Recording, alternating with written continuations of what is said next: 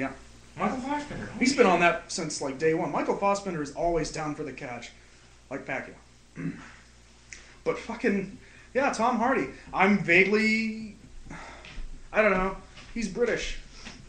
I don't know if I can live in a world where Sam Fisher is not the voice of Michael Ironside. Because that's what makes the game. He's a shapeless black form, because he's supposed to be.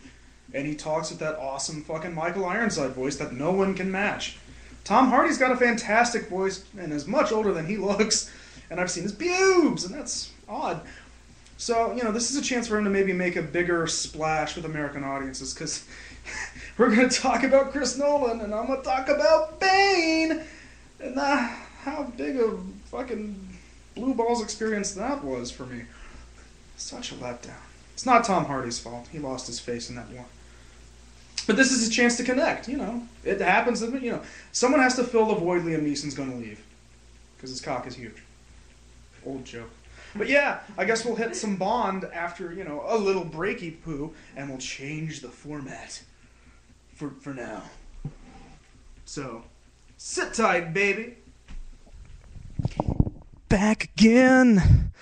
Last weekend we saw Skyfall. Well, a lot of people saw Skyfall. A lot of people saw Skyfall.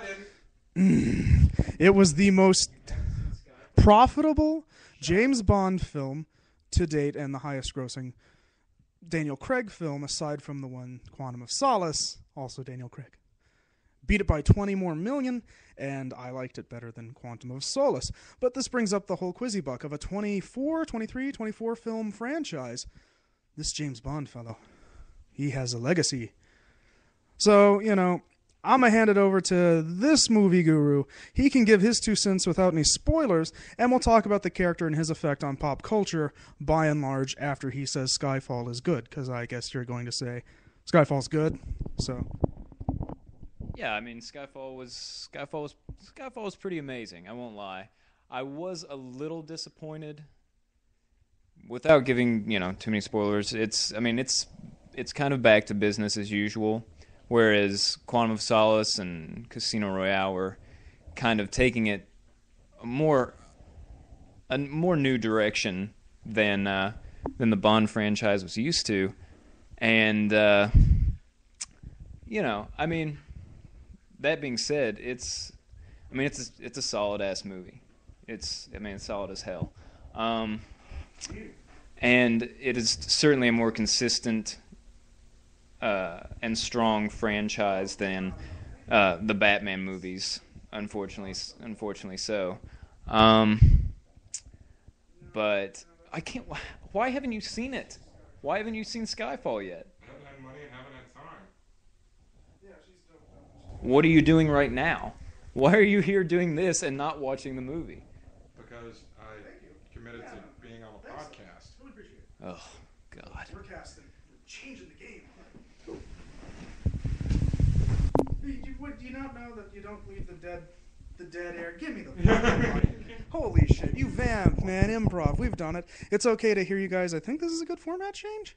I mean, there have been a lot of things about clarity and stuff, and while our recordings have been pretty good, I think the thing was there needs to be more clarity with the message of the one speaking, blah, blah, blah.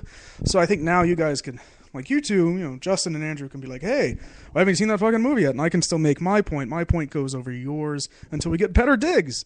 Spreaker.com. Click that ad, baby. Or tell me to go fuck myself. Do whatever on Twitter or Facebook.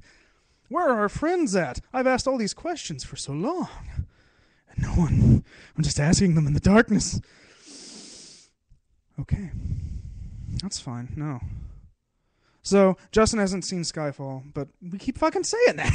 It's time to play a new tune. Billy fucking loves Skyfall. Billy thought the opening of Skyfall was like the best Indiana Jones opener. And you can see the digs, because Steven Spielberg was like, man, I love James Bond, but I can't get the license rights. And George Lucas was like, well, we could just do our own thing. And then they did. The cliffhanger serial elements in the opening of Skyfall are definitely there. And in the other fights later on. Daniel Craig gets his ass kicked very well, Tommy would say. He loves him because he does get the shit kicked out of him. He does. There's no spoilers there. And the fight, like in the... of course he goes to a card palace, He goes to a fucking gambling house with all bad guys and shit. And the little fight in that animal pit's pretty cute, pretty throwback.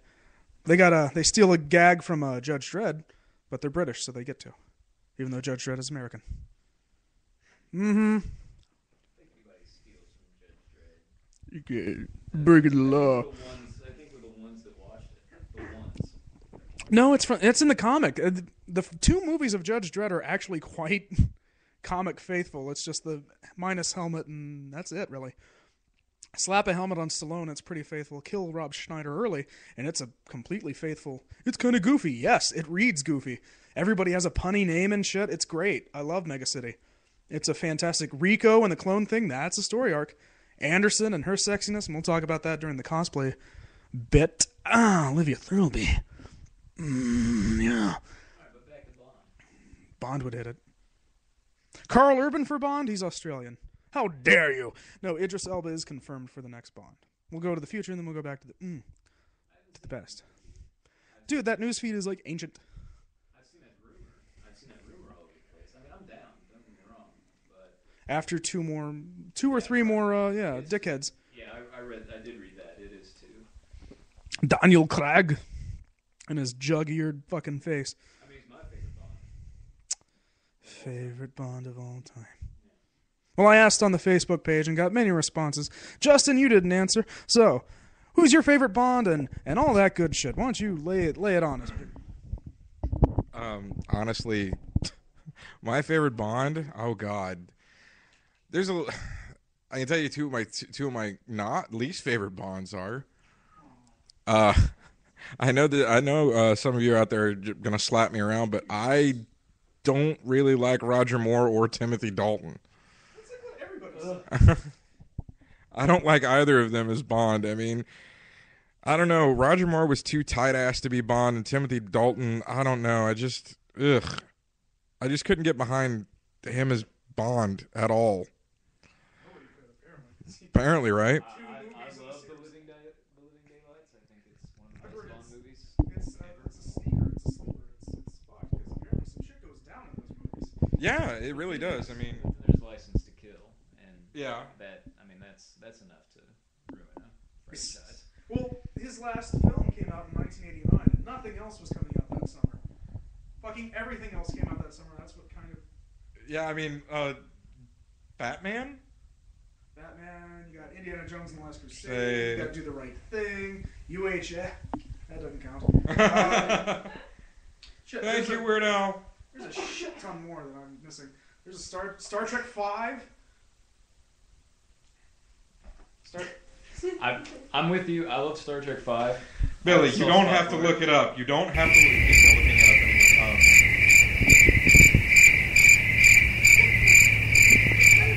Okay, favorite one.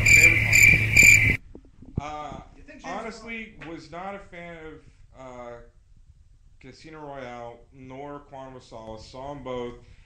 Didn't like the direction Daniel Craig was actually taking Bond at the time, or maybe it was just his direction or whatever. But Bond seemed more like this just big, burly thug. Which is odd, because he's a very slight man. I know, right? He is thuggish, and some people really groove on the fact that he is, first and foremost, the triggerman. Yeah. That's dealt with in Skyfall. Well, that's dealt with in Casino Royale right at the beginning. How he earned his double lots. Yes. But quite frankly, I mean, if you're going to have a man like Bond kick the world's ass, I'm sorry, he needs to be in good shape.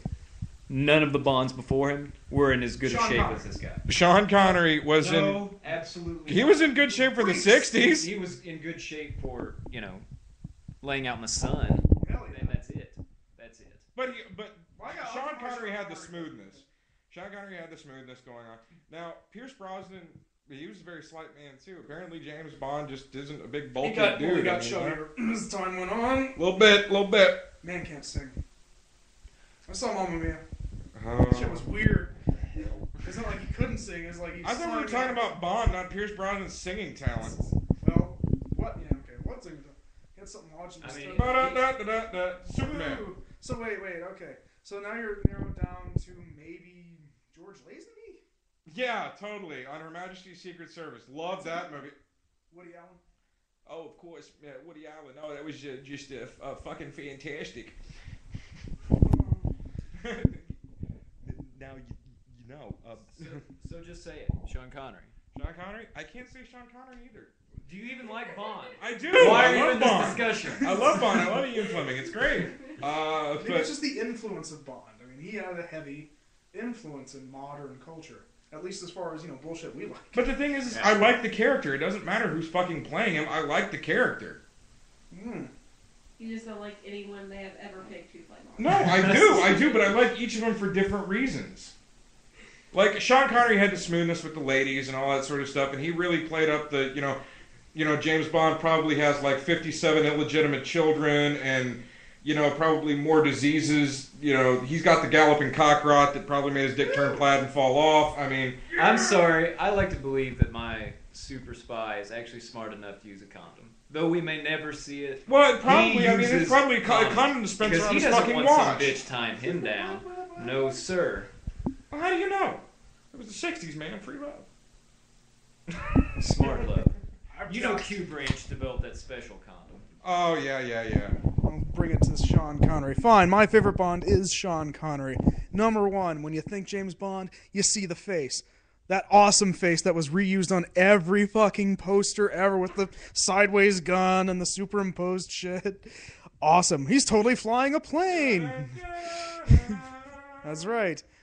I don't think Daniel Craig will shit on his legacy, whereas Sean Connery has... No, I was just saying he's my A number one, and I got some good stuff for it. He's the iconic, he's the first, and therefore he is my favorite Bond. Now, you can talk seriousness and character development all day, but that's the beauty of Bond. He has grown with the times like no other character has in film anyway. It's a franchise that recognizes the evolving space around it. He's a character that grasps for relevancy no matter where he's from, timeline-wise. Whether fighting the Ruskies or fucking with Al-Qaeda or supporting Al-Qaeda. Timothy Dalton did. Yep. Mm-hmm. Old Sammy's bin ladles. All that good shit. And to now, where Daniel Craig's taken down his own thing. Without the giant satellites. It's all for the times.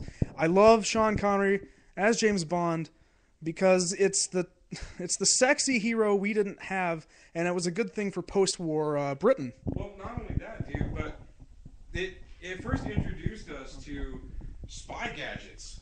And, it's first introduced to spy gadgets and the spy car with the machine guns and the missiles and... Motherfucking Aston Martin.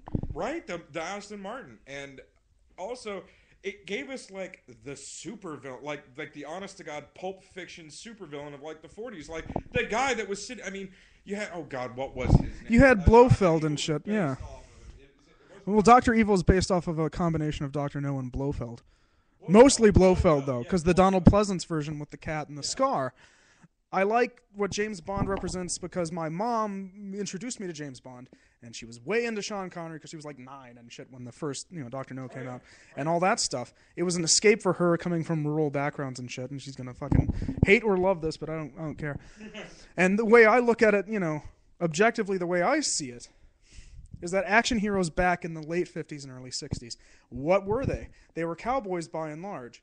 It was the one opportunity for Britain to be cool after being fucking shell-shocked, destroyed by the Nazis and all that shit. This is their strike back. Not only is their hero a ass-kicker, he's fucking sexy. He's the hero men love and women want to be him, all that shit. Men want to be him and all that shit. Women love him and men want to be him. That one. Because bitches don't want to hook up with no John Wayne. That's my crux. Fuck John Wayne.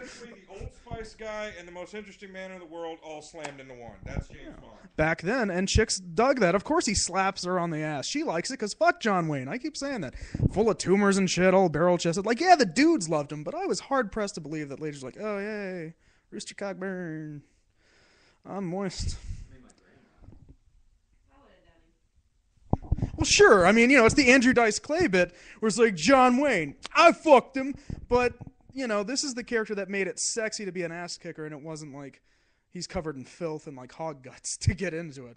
He's not a cowboy and therefore filthy and banging hookers left and right. Now, while James Bond did do that, they were never hookers. He was clean-shaven. He drove a sports car, not just a sports car, but the sports car at the time. Not only was it the sports car at the time, it was a British sports car, which kind of sort of put Aston Martin. If you didn't know about Aston Martin, after Goldfinger